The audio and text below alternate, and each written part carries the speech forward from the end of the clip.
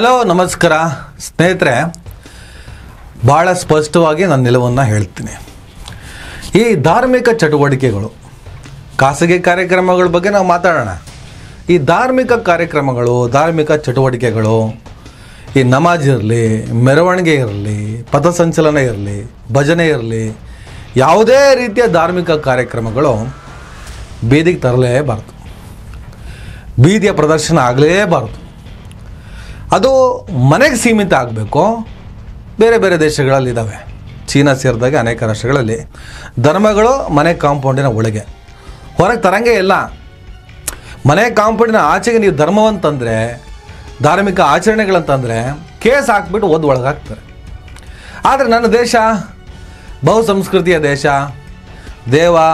ದೈವಾರಾಧನೆ, ನಂಬಿಕೆ ಇರುವಂಥ ಒಂದು ದೇಶ ಇದು. ಹಾಗಾಗಿ ಇಲ್ಲಿ ಧಾರ್ಮಿಕ ವಿಚಾರಣೆಗಳಲ್ಲಿ ಬಹಳ ಸ್ಟ್ರಿಕ್ಟ್ ಮಾಡಿದ್ರೆ ಸ್ವಲ್ಪ ಕಷ್ಟನೇ. ಆದರೂ ಕೂಡ ದೇಶದ ಅಭಿವೃದ್ಧಿ ಇನ್ನಿತರ ಅಂಶಗಳನ್ನು ಗಮನದಲ್ಲಿ ಇಟ್ಕೊಂಡು ಏನಾಗ್ತಿದೆ, ಧಾರ್ಮಿಕ ಚಟುವಟಿಕೆಗಳು ಬೀದಿಗೆ ಬಂದಾಗ ಅದಕ್ಕೇನು ಎಕ್ಸಾಂಪಲ್ ಕೊಡಬೇಕಂತೇನೂ ಇಲ್ಲ. ಇಲ್ಲಿನ ಸಂಘರ್ಷಗಳು, ಗಲಾಟೆಗಳು, ಕೋಮು ಗಲಾಟೆಗಳು ಇವನ್ನೆಲ್ಲ ನೋಡ್ತಾ ಇದ್ದಾಗ ಮಂದಿರ ಮಸೀದಿ ಗಲಾಟೆಗಳಲ್ಲೇ ಕಳೆದು ಹೋದ್ವಿ ನಾವು. ಸ್ವತಂತ್ರ ಭಾರತ ಮಂದಿರ ಮಸೀದಿ ಗಲಾಟೆಗಳಲ್ಲೇ ಕಳೆದೋಯ್ತು. ಎಲ್ಲೋ ಹೋಗಿ ಮುಟ್ಟಬೇಕಾಗಿತ್ತು, ಏನೋ ಒಂದು ಆಗಬೇಕಾಗಿತ್ತು, ಏನೋ ಆಗಲಿಲ್ಲ ಅನ್ನುವಂಥ ನೋವನ್ನು ಇಟ್ಕೊಂಡೆ ಇವತ್ತಿನ ವಿಡಿಯೋ ಮಾಡ್ತೀನಿ. ನನ್ನ ದೇಶದ ಮಟ್ಟಿಗೆ ಮನೆ ಕಾಂಪೌಂಡಿನ ಒಳಗಡೆ ಮಾತ್ರ ಈ ಧರ್ಮ ಕರ್ಮಗಳನ್ನು ಸೀಮಿತ ಮಾಡೋಕ್ಕೆ ಕಷ್ಟ ಇದೆ. ಆದರೆ ಮ್ಯಾಕ್ಸಿಮಮ್ ಮಸೀದಿ, ದೇವಸ್ಥಾನ, ಚರ್ಚ್ ಕಾಂಪೌಂಡಿನ ಒಳಗಡೆ ಮುಗಿಸ್ಬಿಡ್ಬೇಕು, ಬೀದಿಗೆ ತರಲೇಬಾರದು. ಈ ಥರದ ಒಂದು ಕಾನೂನನ್ನು ರಚನೆ ಮಾಡಿದ್ರೆ ಒಂದು 5 ವರ್ಷ ಈ ಥರದ ಸ್ಟ್ರಿಕ್ಟ್ ಆಗಿರೋ ಕಾನೂನು, ಧರ್ಮ ಮನೆ ಕಾಂಪೌಂಡು, ಮಸೀದಿ ಕಾಂಪೌಂಡು, ದೇವಸ್ಥಾನದ ಕಾಂಪೌಂಡು, ಚರ್ಚು, ಬಸದಿ, ಯಾವುದೇ ಧರ್ಮದ ಪ್ರಾರ್ಥನಾ ಸ್ಥಳದಿಂದ ಆಚೆಯ ರಸ್ತೆಗೆ ಬರಲೇಬಾರ್ದು ಅನ್ನುವಂಥ ಒಂದು ತೀರ್ಮಾನವನ್ನು ತಗೊಂಡು ಬಂದರೆ ಖಂಡಿತವಾಗಲೂ ಈ ದೇಶ ನೆಮ್ಮದಿಯಾಗಿ ಇರ್ತದೆ. ಯಾವುದೇ ಕೋಮು ಸಂಘರ್ಷಗಳು ನಡೆಯದೆ, ಅವನು ಕಲ್ತೂರ್ದ, ವಾಪಸ್ ನಾವು ಕಲ್ತೂರಿದ್ವಿ ಅಥವಾ ಗಲಾಟೆ ಮಾಡಿದ್ವಿ, ಅಂಗಡಿ ಮುಂಗಟ್ಟುಗಳಿಗೆ ಬೆಂಕಿ ಹಚ್ಚಿದ್ವಿ, ಪೊಲೀಸ್ ಸ್ಟೇಷನ್ ಲೆವೆಲ್ಗೂ ಬೆಂಕಿ ಹಚ್ಚುವಷ್ಟು ಮಿತಿ ಮೆರೆದ್ವಿ. ಈದ್ ಮಿಲಾದ್ ಪ್ರೊಸೆಷನ್ ಇರ್ಬೋದು, ಗಣೇಶನ ಮೆರವಣಿಗೆ ಇರ್ಬೋದು, ಚರ್ಚಿನ ಯಾವುದೋ ಒಂದು ಕಾರ್ಯಕ್ರಮನೇ ಇರ್ಬೋದು, ಯಾವುದನ್ನು ಬೀದಿಗೆ ನಾವು ಬಿಡಲೇಬಾರ್ದು. ಆದರೆ ಬೀದಿಯಲ್ಲಿ ಧರ್ಮಗಳು ಗಲಾಟೆ ಮಾಡ್ಕೊಂಡಾಗ ಮಾತ್ರ ನಮಗೆ ಲಾಭ ಎಂದು ತೀರ್ಮಾನಕ್ಕೆ ಬಂದಿರುವಂಥ ರಾಜಕಾರಣ ಈ ಥರದ ಒಂದು ಕಾನೂನನ್ನು ರಚನೆ ಮಾಡ್ತಾರೆ ಅಂತ ನಾವೇನಾದರೂ ನಿರೀಕ್ಷೆ ಮಾಡಿದ್ರೆ ಅದು ಶುದ್ಧಾತಿ ಶುದ್ಧ ಮೂರ್ಖತನ ಅನ್ನೋದು ಕೂಡ ನನಗೆ ಗೊತ್ತಿದೆ. ಏನಾದರೂ ಮುಂದಿನ ಭವಿಷ್ಯದಲ್ಲಿ ಒಂದು ಒಳ್ಳೆ ಪೀಳಿಗೆಗಳು ಬಂದಾಗ ಈಗಿರೋ ರಾಜಕಾರಣದಲ್ಲಿ ಭಾಳ ಕಷ್ಟ. ಅಲ್ಲೊಬ್ಬ ಇಲ್ಲೊಬ್ಬ ಒಳ್ಳೆಯನಿದ್ದಾನೆ ಅಂತ ನೀವು ಹೇಳಬಹುದಷ್ಟೇ. ನಾನು ಹೇಳ್ತೀನಿ, ಎಲ್ಲ ರಾಜಕಾರಣಿಗಳು ಸತ್ತು ಹೋಗಿ ಮರುಹುಟ್ಟು ಆಗಬೇಕು. ಆ ಮರುಹುಟ್ಟು ಬಹಳ ಪಾರದರ್ಶಕವಾಗಿದ್ದರೆ ಈ ಥರದ ಕಾನೂನುಗಳ ರಚನೆ ಆಗ್ಬೋದು, ಈ ದೇಶ ಉದ್ಧಾರ ಆಗ್ಬೋದು ಅಂತ ನಾನು ಯಾವಾಗಲೂ ಹೇಳ್ತಾ ಇರ್ತೀನಿ. ಇವತ್ತಿನ ವಿಡಿಯೋ ಈ ನಮಾಜಿಗೆ ಸಂಬಂಧಪಟ್ಟಿದ್ದು, ರಸ್ತೆಯಲ್ಲಿ ನಮಾಜ್ ಮಾಡುವ ವಿಚಾರಕ್ಕೆ ಸಂಬಂಧಪಟ್ಟಿದ್ದು. ದಶಕಗಳ ಹಿಂದೆ ಬೆಂಗಳೂರಿಗೆ ನಾನು ಬಂದಾಗ ಬೆಂಗಳೂರಿನ ರಸ್ತೆಗಳಲ್ಲೆಲ್ಲ ನಮಾಜ್ ಮಾಡಿದ್ದನ್ನು ನಾನು ನೋಡಿದ್ದೀನಿ. ರಂಜಾನು, ಬೇರೆ ಬೇರೆ ಮುಸ್ಲಿಂ ಹಬ್ಬಗಳಿದಾವಲ್ಲ, ಆವಾಗ ಮ್ಯಾಕ್ಸಿಮಮ್ ರಂಜಾನೇ ರಸ್ತೆಯಲ್ಲೇ ನಮಾಜ್ ಮಾಡ್ತಾಯಿದ್ರು. ಇತ್ತೀಚೆಗೆ ಅದು ಕಾಣಿಸ್ತಾ ಇಲ್ಲ, ಭಾಳ ಕಡಿಮೆ ಆಗಿದೆ ಅಥವಾ ಇಲ್ಲವೇ ಇಲ್ಲ ಅಂತ ಹೇಳ್ಬೋದು. ಆದರೆ ಈದ್ಗಾ ಮೈದಾನ, ಸರ್ಕಾರಿ ಜಾಗಗಳಲ್ಲಿ ಆ ಥರದ್ದು ವ್ಯವಸ್ಥೆ ಇದೆ. ಬಿಕಾಸ್ ದೊಡ್ಡ ಪ್ರಮಾಣದಲ್ಲಿ ಜನಸಂಖ್ಯೆ ಇದೆ, ಮಸೀದಿಗಳ ಜಾಗ ಸಾಕಾಗಲ್ಲ ಅಂಥೇಳಿ ಇತ್ತೀಚೆಗೆ ಏನು ಮಾಡಿದರೆ, ಒಂದೇ ಹೊತ್ತಿಗೆ ನಮಾಜ್ ಮಾಡಿ ನಾವು ಹಬ್ಬ ಮಾಡುವ ಅಗತ್ಯನೂ ಇಲ್ಲ. ನಾವು ಸ್ಟೆಪ್ ಬೈ ಸ್ಟೆಪ್ಪು, ಒಂದಾದಮೇಲೆ ಒಂದು ಎಷ್ಟು ಜನ ಇದ್ದಾರೆ ಒಂದಿಷ್ಟು ಹೊತ್ತು ನಮಾಜ್ ಮಾಡಿ, ಸ್ಟೆಪ್ ಬೈ ಸ್ಟೆಪ್ ನಮಾಜ್ ಮಾಡಿ ಹಬ್ಬ ಆಚರಿಸೋಣ. ನಾವು ಬೀದಿಗೆ ಹೋಗೋದೇ ಬೇಡ, ರಸ್ತೆಗೆ ಹೋಗೋದು ಬೇಡ ಅಂತ ತೀರ್ಮಾನ, ಒಂದು ಅವೇರ್ನೆಸ್ ಅಲ್ಲಿ ಬಂದಿದೆ, ಅದನ್ನು ಅವ್ರು ಫಾಲೋ ಮಾಡ್ತಾ ಇದ್ದಾರೆ. ಆದರೆ ಈದ್ಗಾ ಮೈದಾನ, ಸರ್ಕಾರಿ ಜಾಗಗಳಲ್ಲಿ ನಮಾಜ್ ಮಾಡುವಂಥ ಪದ್ಧತಿ ಪ್ರಕ್ರಿಯೆ ಜಾರಿಯಲ್ಲಿದೆ. ಮುಂದಿನ ದಿನಗಳಲ್ಲಿ ಅದಕ್ಕೂ ಏನಾದರೂ ಕಾನೂನುಗಳನ್ನು ನೀವು ತರೋದಾದ್ರೆ ತನ್ನಿ. ವಿಚಾರ ಏನಪ್ಪ ಅಂದರೆ, ಎತ್ತಾಳು ಸೇರಿದಾಗೆ ಎಲ್ಲರೂ ಮೊನ್ನೆ RSSಗೆ 100 ವರ್ಷ ಆಯ್ತಪ್ಪ. ಯಾರ ಪರ್ಮಿಷನ್ನು ತಗೊಳ್ದೆ ತಮಗೆ ಇಷ್ಟ ಬಂದ ಹಾಗೆ ಪಥಸಂಚಲನ ಕಾರ್ಯಕ್ರಮಗಳನ್ನು ಸರ್ಕಾರಿ ಜಾಗಗಳಲ್ಲಿ, ಆಟದ ಮೈದಾನಗಳಲ್ಲಿ, ರಸ್ತೆಗಳಲ್ಲಿ ಮಾಡಿದ್ರು. ಇದು ಸರಿ ಇಲ್ಲ ಅಂತ ಪ್ರಿಯಾಂಕರ್ಗೆ ಒಂದು ಪತ್ರವನ್ನು ಮುಖ್ಯಮಂತ್ರಿಗೆ ಬರೆದ್ರು. ಮುಖ್ಯಮಂತ್ರಿ ಸಿದ್ದರಾಮಯ್ಯನವರು ಇದಕ್ಕೆ ಸೂಕ್ತವಾದ ಕ್ರಮ ತೆಗೆದುಕೊಳ್ತೀನಿ ಅಂತ ಹೇಳಿದ್ರು. ಅದಕ್ಕೆ ಸಂಬಂಧಪಟ್ಟಾಗೆ ಒಂದು ಮಸೂದೆ ಕೂಡ ಮಂಡನೆ ಆಗ್ತದೆ. ಈ ಹಿಂದೆ ಜಗದೀಶ್ ಶೆಟ್ಟರ್ ಸರ್ಕಾರ ತಂದಂಥ ಕಾನೂನನ್ನು ಇಂಪ್ಲಿಮೆಂಟ್ ಮಾಡ್ತಾರೆ ಸಿದ್ದರಾಮಯ್ಯ ಸರ್ಕಾರ. ಅದಕ್ಕೆ ದಂಡ ಮತ್ತು ಶಿಕ್ಷೆಯ ಪ್ರಮಾಣವನ್ನು ನಿಗದಿ ಮಾಡಿದರೆ ಅವ್ರು ಇಷ್ಟಂದಿದ್ರು ಅದಕ್ಕೆ ಸ್ವಲ್ಪ ಇವರು ಆ್ಯಡ್ ಮಾಡಿಬಿಟ್ಟು ಒಂದು ಕಾನೂನನ್ನು ತರ್ತಾ ಇದ್ದಾರೆ. ಖಾಸಗಿ ಕಾರ್ಯಕ್ರಮ, ಧಾರ್ಮಿಕ ಚಟುವಟಿಕೆಗಳು ಇನ್ನು ಮುಂದೆ ನೀವು ಸರ್ಕಾರಿ ಜಾಗಗಳು, ಉದ್ಯಾನವನಗಳು, ಆಟದ ಮೈದಾನಗಳು, ಸಾರ್ವಜನಿಕ ಸ್ಥಳಗಳಲ್ಲಿ ಮಾಡೋದಾದರೆ ಕಡ್ಡಾಯವಾಗಿ ನಿರ್ದಿಷ್ಟವಾದ ಇಲಾಖೆಯ ಪರ್ಮಿಷನ್ ತಗೋಬೇಕು, ಸರ್ಕಾರದ ಪರ್ಮಿಷನ್ ತಗೋಬೇಕು.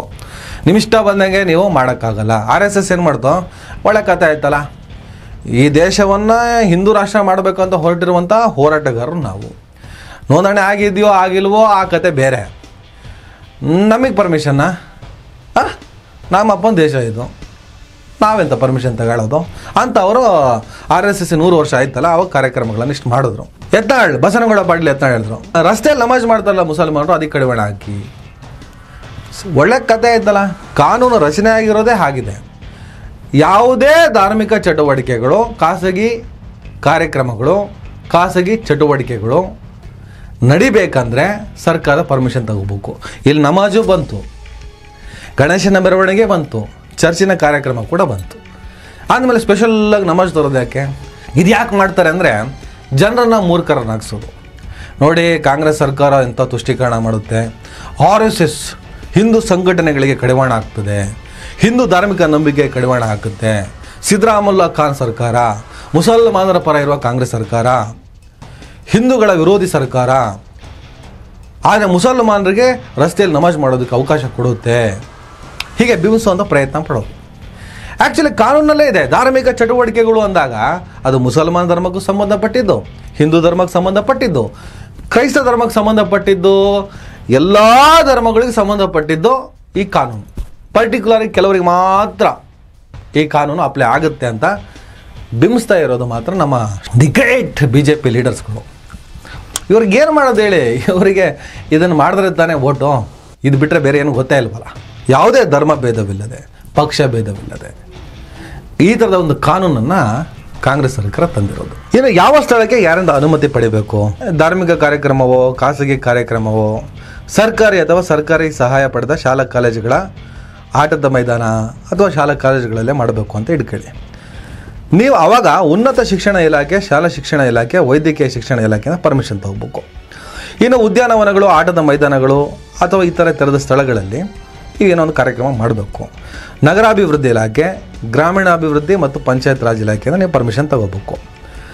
ಇನ್ನು ಸಾರ್ವಜನಿಕ ರಸ್ತೆಗಳು, ಸರ್ಕಾರಿ ಜಾಗ ಅಥವಾ ಕಟ್ಟಡಗಳಲ್ಲಿ ನೀವು ಕಾರ್ಯಕ್ರಮಗಳು ಮಾಡಬೇಕು ಅಂದರೆ ಇದಕ್ಕೆ ಸಂಬಂಧಿಸಿದ ಜಿಲ್ಲಾಧಿಕಾರಿ, ಪೊಲೀಸ್ ಆಯುಕ್ತರು, ಪೊಲೀಸ್ ಅಧೀಕ್ಷಕರಿಂದ ಪರ್ಮಿಷನ್ ತಗೋಬೇಕು.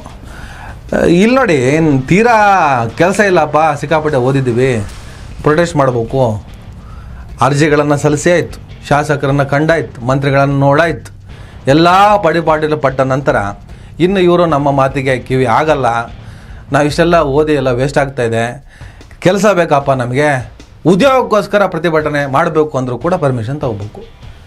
ಅದಕ್ಕೆ ನಿರ್ದಿಷ್ಟವಾದ ಜಾಗವನ್ನು ಮೀಸಲಿಟ್ಟಿದ್ದಾರೆ. ಮಹಾನಗರಗಳಲ್ಲೆಲ್ಲ ಇವೆಲ್ಲ ಸಿಕ್ಕಾಪಟ್ಟೆ ನಡೀತವೆ. ಆಲ್ರೆಡಿ ಇರೋ ಕಾನೂನೇ. ಆ ಕಾನೂನನ್ನು RSS ಧಿಕ್ಕರಿಸುತ್ತೆ.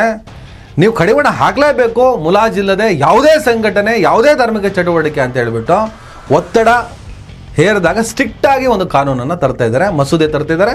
1 ಲಕ್ಷ ದಂಡ, 3 ವರ್ಷ ಜೈಲು, ಈ ಥರದ್ದು ಏನೇನೋ ಕಾನ್ಸೆಪ್ಟ್ಗಳನ್ನು ಹಾಕಿ ಇಂಪ್ಲಿಮೆಂಟ್ ಮಾಡಿ ಮಸೂದೆನ ಮಂಡಿಸ್ತಾರೆ. ಸದ್ಯಕ್ಕೆ ಅದು ಹೊರಗೆ ಬರುತ್ತೆ ಅನ್ನೋದೇ ವಿಚಾರ. ಇಲ್ಲಿ ಯಾವುದೇ ತುಷ್ಟೀಕರಣ ಇಲ್ಲ, ಯಾರನ್ನೂ ಟಾರ್ಗೆಟ್ ಮಾಡಿಲ್ಲ.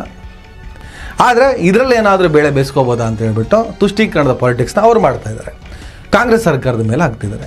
ಅವರೇ ತಂದ ಕಾನೂನು ಇನ್ನಷ್ಟು ಅಂಶಗಳನ್ನು ಸೇರಿಸಿ ಅದನ್ನು ಇಂಪ್ಲಿಮೆಂಟ್ ಮಾಡಿದರೆ ಪಕ್ಷ ಭೇದವಿಲ್ಲದೆ, ಪಕ್ಷಪಾತವಿಲ್ಲದೆ, ಧರ್ಮ ಭೇದವಿಲ್ಲದೆ. ಆದರೂ ಅದರಲ್ಲಿ ರಾಜಕೀಯವನ್ನು ಮಾಡುವಂಥ ಪ್ರಯತ್ನವನ್ನು ಅವ್ರು ಮಾಡ್ತಾಯಿದ್ದಾರೆ. ಆಮೇಲೆ ನಾನು ಈ ರಸ್ತೆಯಲ್ಲಿ ನಮಾಜ್ ಮಾಡೋದಾಗಲಿ, ಯಾವುದೇ ಧಾರ್ಮಿಕ ಚಟುವಟಿಕೆನ ಮಾಡಿ, ರಸ್ತೆ ಅನ್ನೋದು ಅದೊಂದು ಗಲೀಜು. ಸಾರ್ವಜನಿಕರು ಓಡಾಡೋ ಜಾಗ, ಪ್ರಾಣಿಗಳು ಓಡಾಡೋ ಜಾಗ, ಒಗೆಯೋ ಜಾಗ, ಪ್ರಾಣಿಗಳು ಗಲೀಜು ಮಾಡೋ ಜಾಗ, ಕಸಗಳು ರಾಶಿ ಬೀಳುವಂಥ ಜಾಗ. ಆ ಜಾಗಗಳಲ್ಲಿ ನೀವು ಯಾವುದೇ ಧರ್ಮದ ಕಾರ್ಯಕ್ರಮ ಅಂದರೆ ನಮಾಜು ಈ ಥರದ್ದೆಲ್ಲ ಪ್ರಾರ್ಥನೆಗೆ ಮೀಸಲಿಟ್ಟರೆ ಅದು ನಿಮಗೆ ಶ್ರೇಯಸ್ಸು ಅಲ್ಲ, ನಿಮ್ಮ ಧರ್ಮದ ಪ್ರಕಾರ ದೇವರು ಮೆಚ್ಚುವಂಥ ಕಾರ್ಯ ಕೂಡ ಅಲ್ಲ. ಗಲೀಜಿಂದ ದೂರ ನಿಲ್ಲಬೇಕು, ಶುದ್ಧವಾಗಿರಬೇಕು ಅಂತ ಪ್ರಾರ್ಥನೆ ಹೇಳ್ತದೆ. ಹಾಗಿದ್ದಾಗ ಸಾರ್ವಜನಿಕ ಜಾಗದಲ್ಲಿ, ಗಲೀಜು ಜಾಗದಲ್ಲಿ ನೀವೇನೇ ಪ್ರಾರ್ಥನೆ ಮಾಡಿದ್ರು ಅದು ಸ್ವೀಕಾರ ಆಗೋದಿಲ್ಲ ಅನ್ನುವಂಥ ಕಾನ್ಸೆಪ್ಟ್ ನಿಮಗೂ ಗೊತ್ತಿರ್ತದೆ. ಹಾಗಾಗಿ ಅಲ್ಲಿ ಭಾಳ ದೊಡ್ಡ ಪ್ರಮಾಣದಲ್ಲಿ ಬದಲಾವಣೆ ಆಗ್ತಾ ಇದೆ. ಅದೇ ಥರ ಎಲ್ಲ ಧರ್ಮದಲ್ಲೂ ಕೂಡ ಸಾರ್ವಜನಿಕ ಸ್ಥಳದಲ್ಲಿ ನಡೆಸುವಂಥ ಕಾರ್ಯಕ್ರಮವನ್ನು ಸಂಪೂರ್ಣವಾಗಿ ನಿಲ್ಲಿಸಿದ್ರೆ ಭಾಳ ಒಳ್ಳೆಯದು ಅನ್ನೋದು ನನ್ನ ಅಭಿಪ್ರಾಯ. ಸರ್ಕಾರ ಸಂಪೂರ್ಣವಾಗಿ ನಿಲ್ಲಿಸದೇ ಇದ್ದರೂ ಕೂಡ ಪರ್ಮಿಷನ್ ತಗೊಳ್ಬೇಕು ಅಂತ ಸ್ಟ್ರಿಕ್ಟ್ ಆಗಿರುವಂಥ ಕಾನೂನನ್ನು ರೂಪಿಸಿದೆ. ಕರ್ನಾಟಕ ಹೈಕೋರ್ಟ್, ಸುಪ್ರೀಂ ಕೋರ್ಟ್ ಸೇರಿದಾಗೆ ಅನೇಕ ರಾಜ್ಯದ ಅನೇಕ ಕೋರ್ಟ್ಗಳು ಸಾರ್ವಜನಿಕ ಜಾಗದಲ್ಲಿ ಧಾರ್ಮಿಕ ಚಟುವಟಿಕೆಗಳನ್ನು ಅಥವಾ ಖಾಸಗಿ ಕಾರ್ಯಕ್ರಮಗಳನ್ನು ನಡೆಸೋ ವಿಚಾರದಲ್ಲಿ ಸ್ಟ್ರಿಕ್ಟ್ ಆದಂತಹ ತೀರ್ಪುಗಳನ್ನೇ ಕೊಟ್ಟಿದ್ದೇವೆ. ಅಕ್ರಮವಾಗಿ ನೀವು ಯಾವುದೇ ಕಾರಣಕ್ಕೂ ಧಾರ್ಮಿಕ ಚಟುವಟಿಕೆ ಆಗಲಿ ಖಾಸಗಿ ಕಾರ್ಯಕ್ರಮಗಳಿಗೆ ಮಾಡಂಗಿಲ್ಲ, ನೀವುಗಳು ವಿತೌಟ್ ಪರ್ಮಿಷನ್ ಈ ಥರದ ಕಾರ್ಯಕ್ರಮಗಳನ್ನು ಮಾಡಿದ್ರೆ ನಿಮ್ಮಲ್ಲಿ ಆ್ಯಕ್ಷನ್ ಆಗಲೇಬೇಕು ಅಂತ ನ್ಯಾಯಾಲಯಗಳೇ ಹೇಳಿದವೆ. ಈ ಸಿದ್ದರಾಮಯ್ಯ ಕಾನೂನು ಇನ್ನೊಬ್ಬ ಕಾನೂನು ಮಾಡಿದ ಕಾನೂನುಗಳಲ್ಲ ಇದು. ಇವೆಲ್ಲ ಆಗಲೇಬೇಕಲ್ಲ. ಸಾರ್ವಜನಿಕರಿಗೆ ತೊಂದರೆ ಕೊಟ್ಟು ಯಾಕೆ ನೀವು ನಿಮ್ಮ ಧರ್ಮದ ಕರ್ಮಗಳನ್ನು ಮಾಡಬೇಕು? ಧಾರ್ಮಿಕ ಆಚರಣೆಗಳು ಸಾರ್ವಜನಿಕರಿಗೆ ತೊಂದರೆ ಕೊಡ್ತಾ ಇದೆ ಅಂದರೆ, ಸಾರ್ವಜನಿಕರ ನೆಮ್ಮದಿಗೆ ಭಂಗ ತರ್ತಿದೆ ಅಂದರೆ ಅದು ಮಾಡಲೇಬಾರ್ದಲ್ವಾ? ಈ ಪರ್ಮಿಷನ್ ಅನ್ನೋ ವಿಚಾರ ಬಂದಾಗ ನಿಮ್ಗೆ ಇಷ್ಟ ಬಂದಂಗೆ, ನಿಮ್ಗೆ ಇಷ್ಟ ಬಂದ ಜಾಗದಲ್ಲಿ ನೀವು ಯಾವುದೇ ಚಟುವಟಿಕೆಗಳನ್ನು ಮಾಡೋಕ್ಕೆ ಆಗೋದಿಲ್ಲ. ಸಂಬಂಧಪಟ್ಟ ಇಲಾಖೆಗಳು ನೀವು ಮಾಡೋ ಕಾರ್ಯಕ್ರಮಗಳು ಸಾರ್ವಜನಿಕರಿಗೆ ತೊಂದರೆ ಕೊಡ್ತದಾ ಇಲ್ವೋ, ಟ್ರಾಫಿಕ್ಕಿಗೆ ತೊಂದರೆ ಆಗ್ತದಾ ಇಲ್ವೋ, ನೀವು ಮಾಡುವಂಥ ಕಾರ್ಯಕ್ರಮಗಳು ಯಾರಿಗೂ ತೊಂದರೆ ಆಗದಂಥ ಜಾಗದಲ್ಲಿ ಮಾಡಿದರೆ ಉತ್ತಮ. ಅಂತಹ ಜಾಗವನ್ನು ಅವರು ನಿಗದಿ ಮಾಡಿ ನಿಮಗೆ ಅವಕಾಶವನ್ನು ಕೊಡ್ತಾರೆ. ಇಲ್ಲಿ ಮಾಡ್ಕೊಳ್ಳಿ, ಏನು ಬೇಕಾದ್ರೆ ಮಾಡ್ಕೊಳ್ಳಿ. ನಾವು ಹೋರಾಟ ಮಾಡಬೇಕಂದ್ರೆ ಫ್ರೀಡಮ್ ಪಾರ್ಕಿಗೆ ಹೋಗ್ತೀವಲ್ಲ ಬೆಂಗಳೂರಲ್ಲಿ, ನಿರ್ದಿಷ್ಟವಾಗಿ ಫ್ರೀಡಮ್ ಪಾರ್ಕು, ಸಣ್ಣ ಪ್ರಮಾಣದಾದರೆ ಟೌನ್ ಹಾಲು, ಈ ಥರ ಮಾಡ್ತೀವಲ್ಲ. ಹಾಗಾಗಿ ಇನ್ನು ಮುಂದೆ ಏನೇ ಆಚರಣೆ, ಏನೇ ಚಟುವಟಿಕೆ ಮಾಡಿ ಅದಕ್ಕೆ ನಿರ್ದಿಷ್ಟವಾದ ಜಾಗದಲ್ಲಿ ಮಾಡಿ. ಅದಕ್ಕೋಸ್ಕರ ಪರ್ಮಿಷನ್ ಅನ್ನುವಂಥ ಒಂದು ಕಾನ್ಸೆಪ್ಟನ್ನು ತಂದಿದ್ದಾರೆ. ಇದಾಗಲಿ ಸಾಧ್ಯ ಆದರೆ ಮುಂದಿನ ದಿನಗಳಲ್ಲಿ ಈ ರಾಜಕಾರಣವೆಲ್ಲ ನಾಶ ಆದಮೇಲೆ ಹೊಸ ರಾಜಕಾರಣ ಹುಡ್ಕೊಂಡಾಗ ಧಾರ್ಮಿಕ ಚಟುವಟಿಕೆಗಳನ್ನು, ಈ ಹೋರಾಟಗಳನ್ನು, ಈ ಪ್ರತಿಭಟನೆಗಳನ್ನು ಎಲ್ಲವನ್ನು ಮನೆ ಕಾಂಪೌಂಡಿನ ಒಳಗಡೆ ಮೀಸಲಿಡುವಂತಾಗಲಿ, ಸೀಮಿತಗೊಳಿಸಲಿ. ಕ್ರೈಮೇ ಇಲ್ಲದ, ಸಮಸ್ಯೆ ಇಲ್ಲದ, ಶಾಂತಿ ಪ್ರೀತಿಯ ಭಾರತ ನಿರ್ಮಾಣ ಆಗಲಿ ಅಂತ ಹೇಳ್ತಾ ಈ ವಿಡಿಯೋನ ಮುಗಿಸ್ತೇನೆ. ನಮಸ್ಕಾರ. ದಯವಿಟ್ಟು ಎಲ್ಲರೂ ಈ ಚಾನಲ್ನ ಸಬ್ಸ್ಕ್ರೈಬ್ ಮಾಡಿ. ನಿಮ್ಗೆ ಇಷ್ಟ ಆದರೆ ಈ ಚಾನಲ್ಗೆ ಜಾಯ್ನ್ ಆಗಿ. ಈ ವಿಡಿಯೋ ಇಷ್ಟ ಆದರೆ ದಯವಿಟ್ಟು ಎಲ್ಲರೂ ಶೇರ್ ಮಾಡಿ. ಸ್ವತಂತ್ರ ಪತ್ರಿಕೋದ್ಯಮವನ್ನು ಬೆಂಬಲಿಸಿ. ನನ್ನ ಯುಕ್ತಿಗೆ ನಿಮ್ಮ ಶಕ್ತಿಯೇ ಶ್ರೀರಕ್ಷೆ.